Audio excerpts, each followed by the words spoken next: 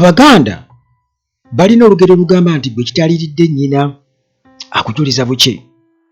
Muhoozi ali mu kuduula ku nsonga za Besigye. Yatuuse n'okubeera nga yeewuunya agamba Besigye ng'afaanana bulala nga bamulese mu kkooti, lwaki atunula bw'atyo? Kubanga juzi yatutegeeza n'atugamba nti ayagala Besigye ayanguyeeko mangu hanga strike ye. Kwegamba kyategeeza nti azingizigeko mangu afe enjala. Era bw'atyo yayongedde okubeera nga akakasa abantu ng'agamba nti agenda kumala kwogerako na mbona Katonda we, Jesus we, ategeeza kitaawe. Bw'agamba Jesus aba ategeeza kitaawe. Mbu alabe Besigye oba asonyiyiwe oba nedda. Kale oyo ali awo, naye abantu bangi boogedde ku nsonga za Besigye. Ssenyonyi ku fula ya Parliament agezezaako kubanga munnange abuuza munaalinda bulinzi Besigye amale kufa.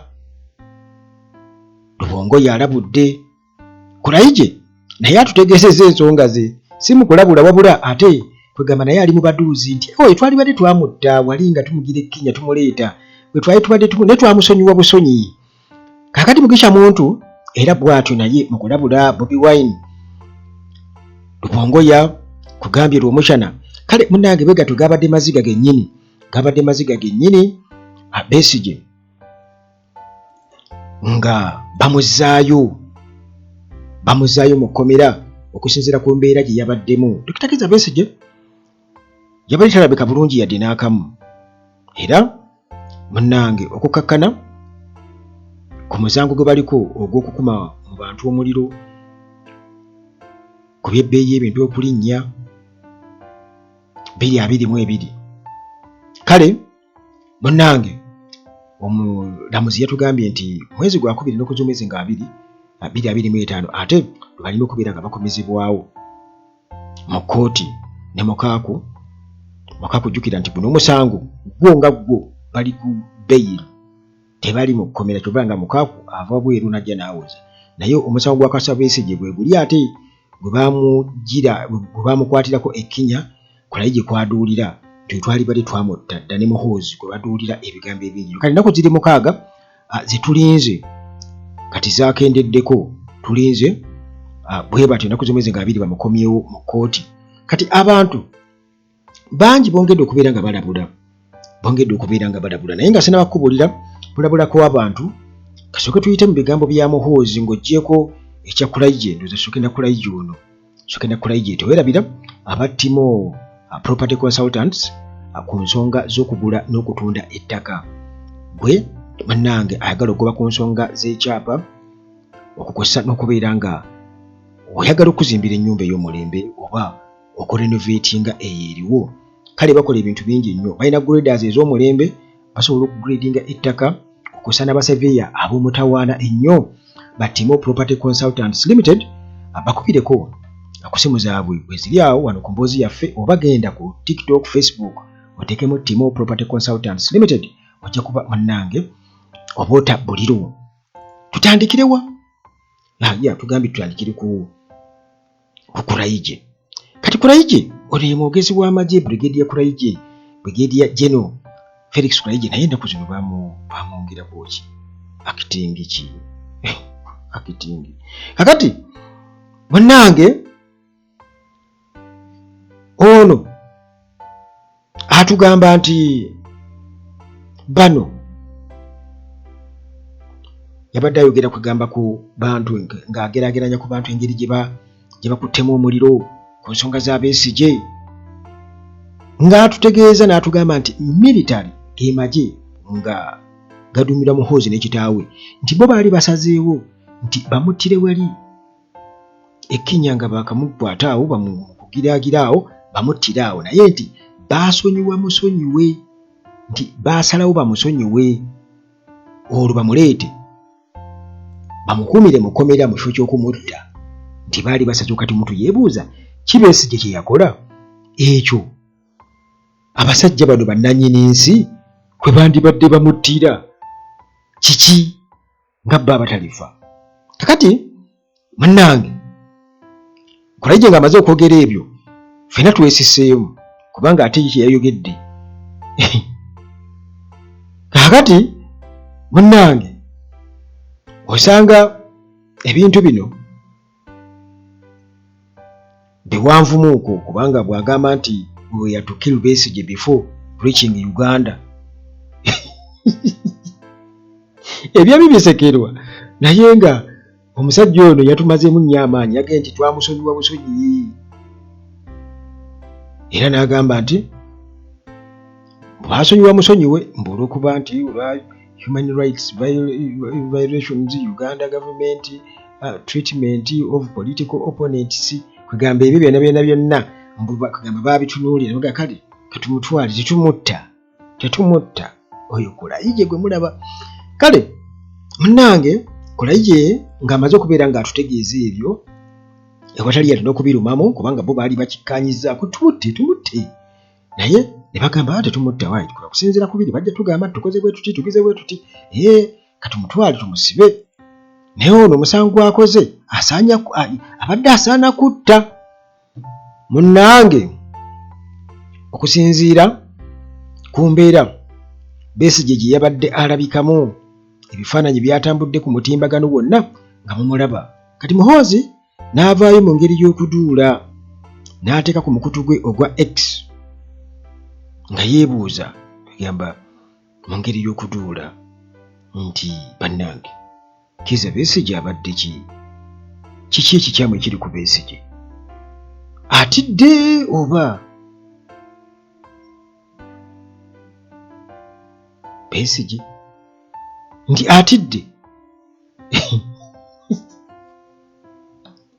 naye bannange Mukama Katonda ensi si nnyangu naye bagamba nti okuwangaala kuno kukola bisi ebinene kati bwetyo bannange ng'abuuza olw'okubanga alabye Besigye yenna musajja wattu omukabaka mubake yenna n'omumwe atasobola na kubunira bulungi nnyo ennaku z'omwezi zabadde 14 mwezi gwa 2025 Besigye nga bamuleese mu kkooti kati olwo Muhoozi munnange ali ku mukutu gwe ogwa X ayogera Muhoozi ono kwegamba ebintu bye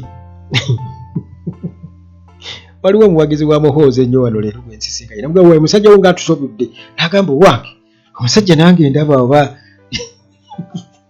naye nga yankakasa twali tumukuziika eyo n'agamba nti Muhoozi yasobola otwala eggwanga lino mu maaso kaakati omusajja ono kwegamba nze gwe nnaatera okukazaako ogwakali butemu oba gwe twakazaako eddiri kubanga abaana bonna abattiddwa abatulugunyiziddwa Muhoozi bagamba nti bibadde biragiro bye ebbanga lyonna kubanga ono aludde mu kintu newankubadde nga abadde alinga kugamba atakiriimu ali ebbali wali naye bano bonna bwe badde mulaba bambadi baani abo bonna ebiragiro biva wa bano kakati bw'ato nga atukakasa munnange kugamba mu ngeri y'okubeera nga atuddiramu kugamba aga nti nja kwogerako ne Katonda wange nga sinaba kusalawo ku Besigye oba ttibwe oba nedda nga sinnasalawo kujja kukolera Besigye Muhoozi muganda wange kakati ono gwe twogerako Muhoozi gwe abadde tamumanyi Muhoozi Kainerugaba gwe baawa ekitiibwa ekya genero era kati genero okusinziira mu magye aga UPDF munnange ye Chief of Defence Forces CDF General Muhoozi Kainerugaba bw'atyo ayongedde okubeera nga atwewuunyisa era nga ali ku mutimbagano bulungi nnyo ayogera ku Dr. Kizza Besigye Muhoozi bw'atyo yabadde kwegamba ayogera ku nsonga yagambye nti ayagala bannayuganda bakuba akalulu oba Museveni twogera ku mu Besigye oba Besigye attibwe oba nedde oba bamusonyiwe ayagala bannayuganda bakuba akalulu ku social media kakati Muhoozi yawandiise nti let Ugandans decide Besigye's fate. Those who want us to forgive him retreat. Those who want him hanged like kiraba ndowooza nti abaagala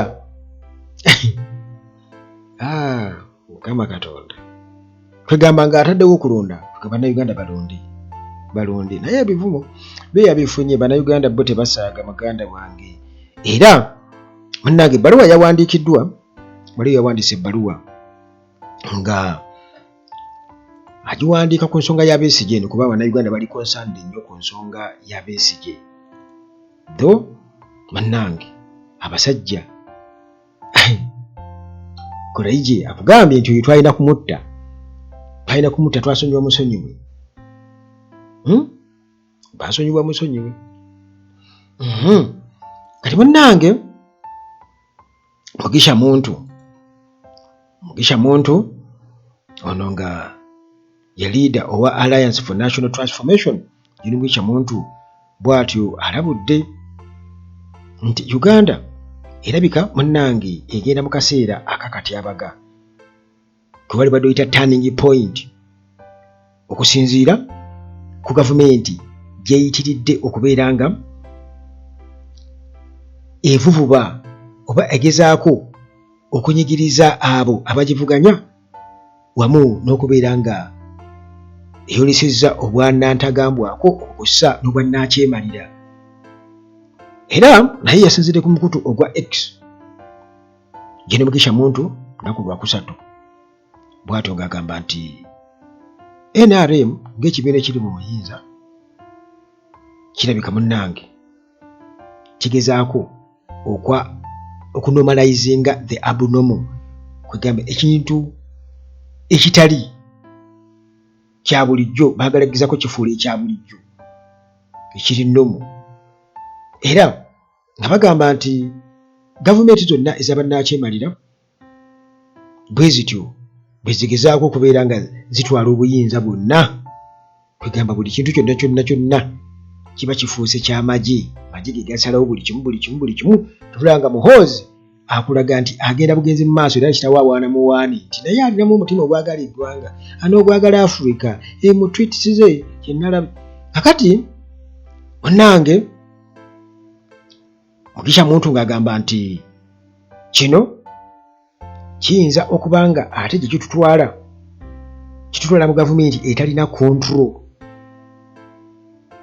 nti ffe munnange tuliwo tutunula butunuzi kulaba regime biki byegezaako kubanga etuteerawo era tubadde tubiraba ebbanga lyonna era gavumenti zonna ezaabalusibira mu bbwa bwe zityo bizibeera zonna zibigezezzaako ne regime eno byonna ebigezezzaako. Kakati munnange nti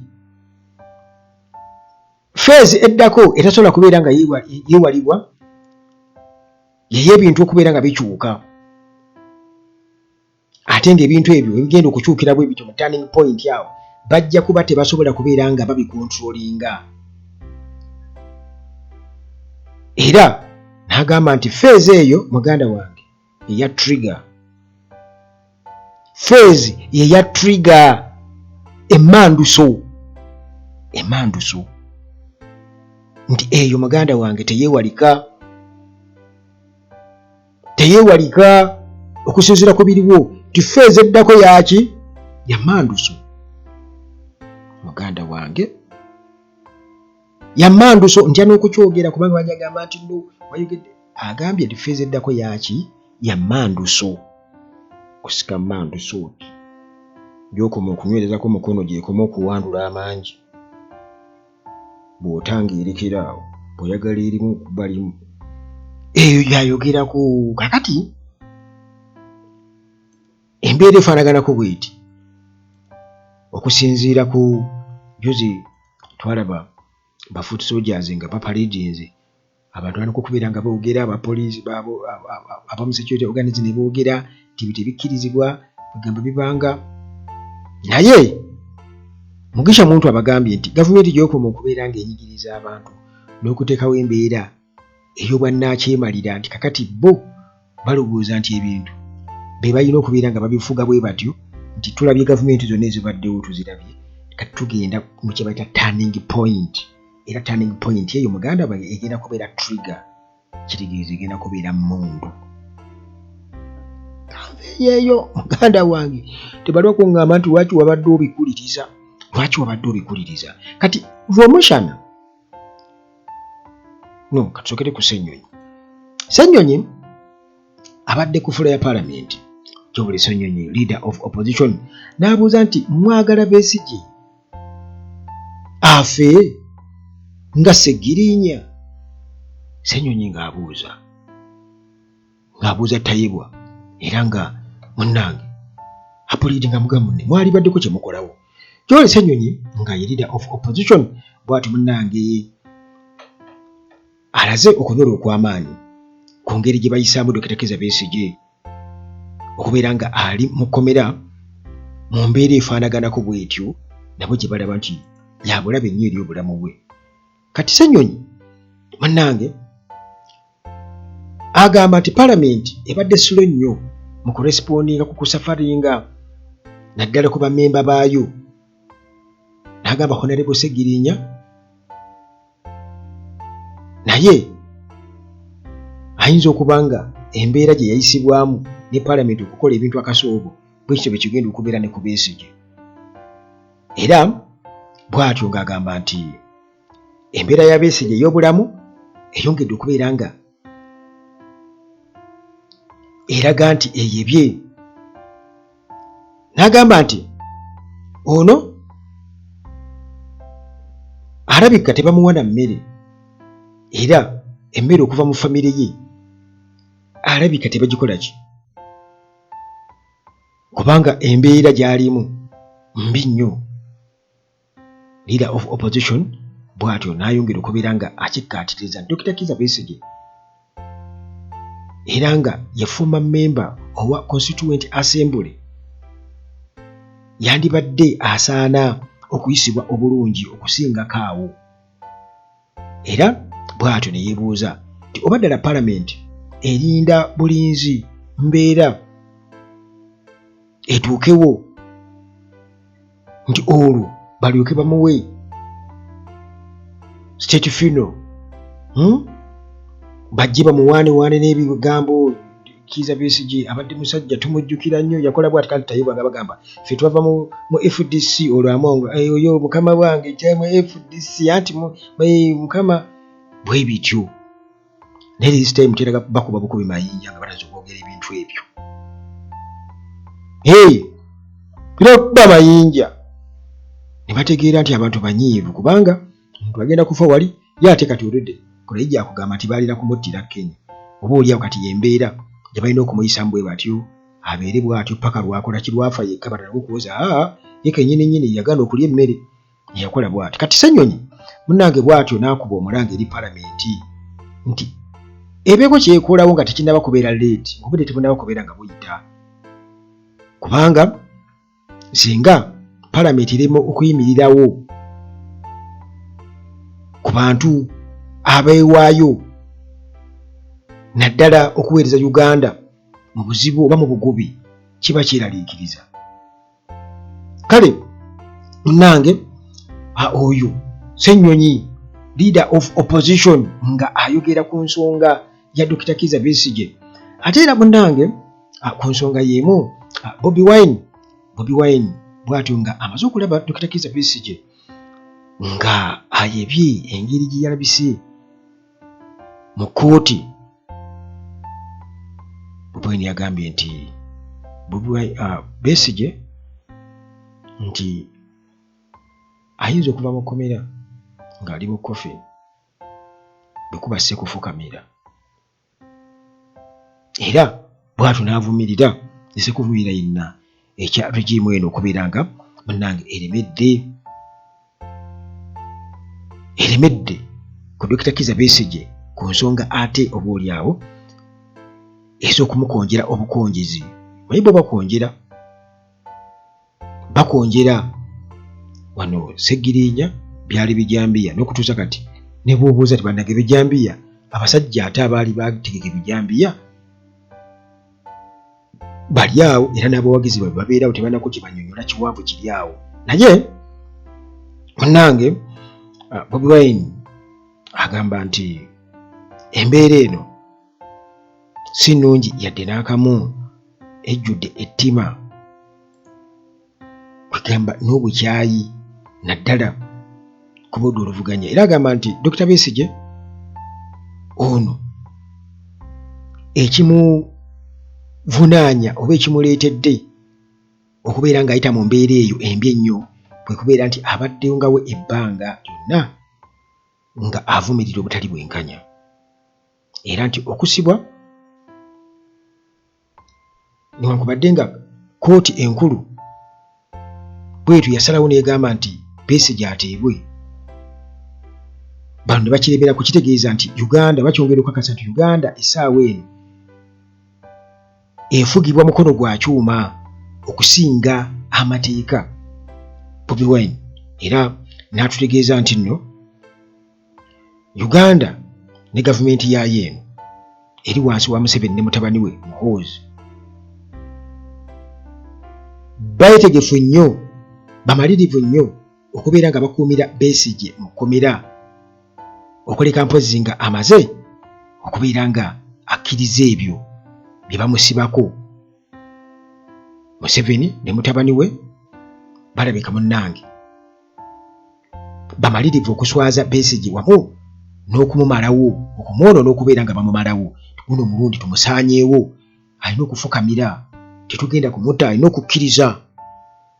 Kakati baagala okubeera nga bakakasiza ddala nti ava mu kkomera nga ali mu ssanduuke oba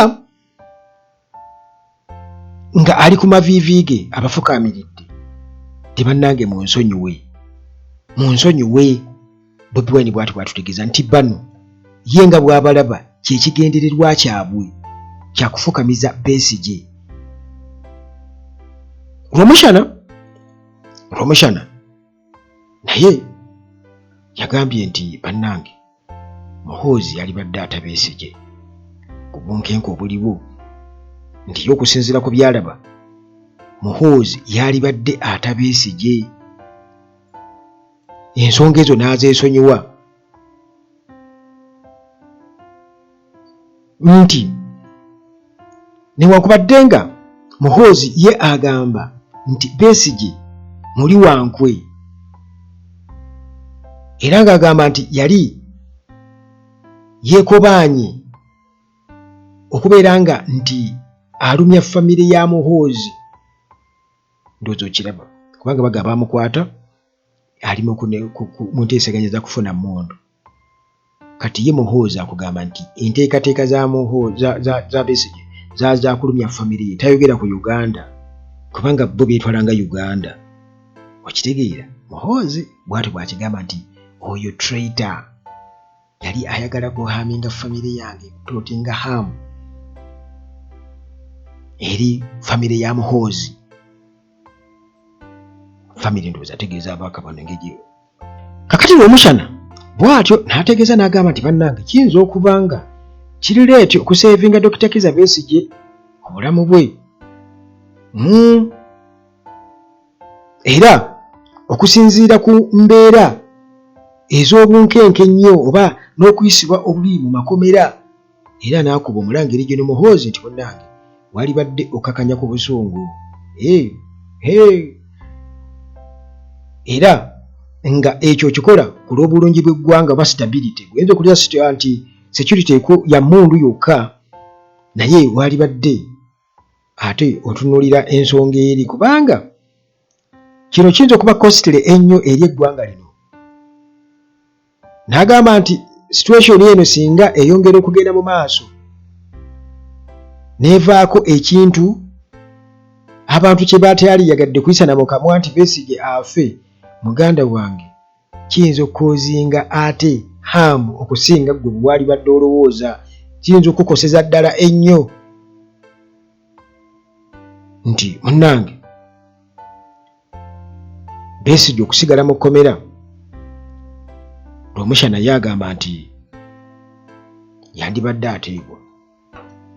yandibadde ateebwa kubanga bw'atafuna bujjanjabi katugeze ne mumutanga ayebye nti naawe wennyini nnyini newankubadde mumutadde ate era okufa kwe kugenda kubakosa nnyo. Yagambye nti Besigye, leka Besigye bamute, nti bamuteeke mu malwaliro amalungi. Ekyo kiri awo. Naye ate singa ate era wabaawo ekibaawo muganda wange, kati ayongerezaako ng'agamba nti okuteeka Besigye ye luzira kiyinza okubeera eky'obulabe ennyo. Gavumenti yalibadde eri consideringa actions zaayo, kubanga waliwo kye bayita okudda eri ggwe ng'osaagasaaga, naye osobola okuta omuntu ng'ayeebye. Abasawo ne bagamba tugezezzaako kyonna kye tukola kye tusobola. Kati munnange eyo y'embeera eya Besigye. Waliwo ebbaluwa gye baawandiise naye ndowooza tujja kugiyitamu ate ku lwayo. Munzikirize nkome wano ku nsonga za Besigye ate kubanga zino tezigenda kubeera nga zikoma leero, kubanga ennaku zombi abiri batugambye akomawo mu kkooti. Ate nga ekkooti gy'akomawo si bye bya kkooti masho, ate bino birala ffenna tubimanyi ndowooza kwekalakaasa ku bbeeyi ya bintu, ate biri ebya kkooti masho kuba bamukwatira e Kenya Kulaigye kwagamba nti baalina kumutta nga tebannakubeera nga bamutuusa ano, era Muhoozi kwakubira akalulu Bannayuganda kuba nti agenda kwebuuza ku Jesus we tumumanyi ye kitaawe Museveni ku feeti ya Besigye. Mukama abasaasire.